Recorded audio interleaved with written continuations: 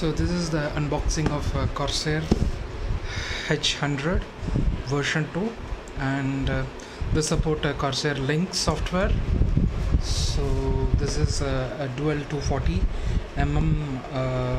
radiator with support a rubber kind of a tubing.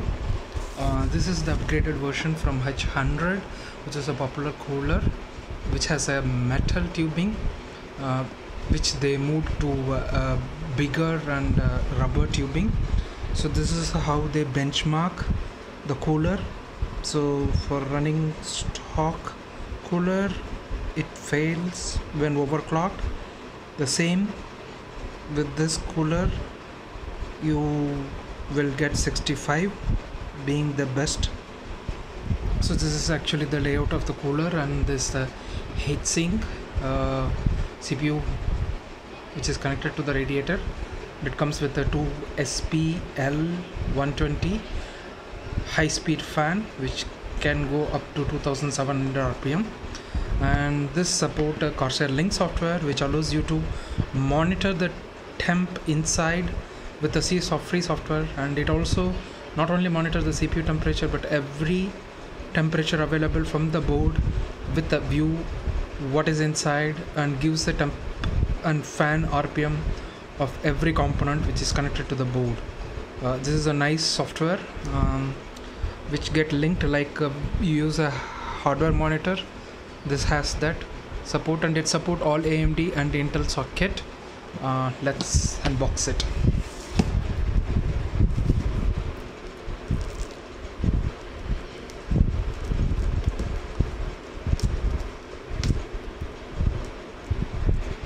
So let's unbox it.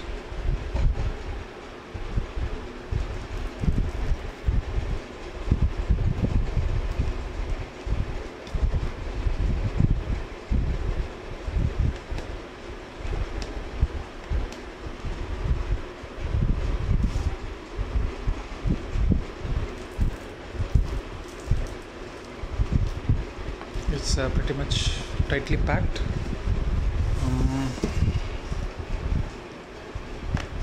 Okay, here it is.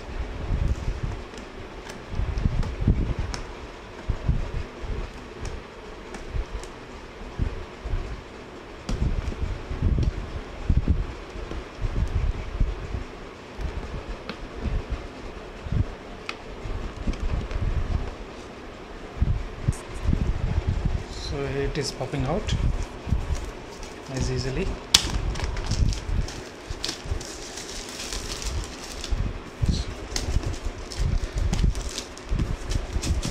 And there was a kind of a debate for a closed loop, open loop, custom loop, as well as a water cooler versus air cooler.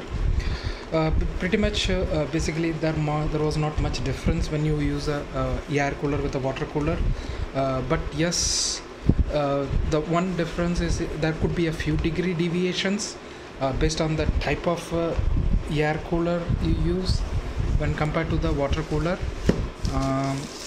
But again, the reason people go for the water cooler, or let it be a closed loop or a open loop, is that the air cooler has a pretty heavy component which is sticking to the board, which also a debate. When a board is tied to the motherboard, which is tied to the case, it is much rigid, but the weight which is applied by the air cooler, which is really tough to work with. So that's one reason people really think on using that as a part of it. So okay, this works in this way, and now we are into the cooler itself. When you use a closed loop coolers like this, it doesn't hardly weight any load to the board. Everything is stayed in the case itself. So these are the warranty guide, and the user manual was pretty much gives you what are the components available provided. Just to point out, these are the AMD socket and these are the Intel socket, and this is what the Corsair Link software will do. And these are long screws when you attach the fan to the case, and these are small screws, washers, and this is how Intel fitting, everything is given in the manual itself. So this is how the push and pull method, how to utilize. So let's move on to the case. Not much time for here. It's neatly packed, and you get the two SP 120 mm fan here, and you get, this is the cooler itself.